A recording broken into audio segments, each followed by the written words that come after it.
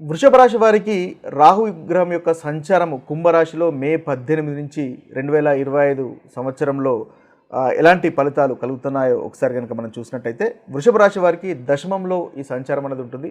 చాలా చక్కటి ఫలితాలు రాహుగ్రహం వల్ల కలుగుతున్నాయి. ముఖ్యంగా కెరీర్ అనేది గ్రోత్ అనేది తప్పకుండా ఉంటుంది. ఎందువల్లంటే దశమము అనేది కెరీర్కి సంబంధించినటువంటి స్థానం కాబట్టి అందులో రాహు సంచారం ఉంటుంది కాబట్టి రాహు హ్యూజ్ అంటే పెద్దగా చేస్తాడు కాబట్టి మీ యొక్క కెరియర్లో చాలా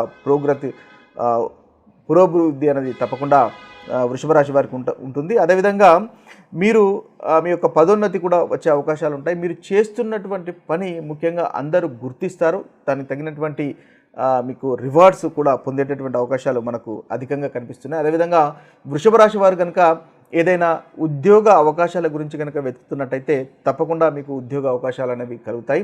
ముఖ్యంగా అబ్రాడ్కి వెళ్ళాలనుకుంటే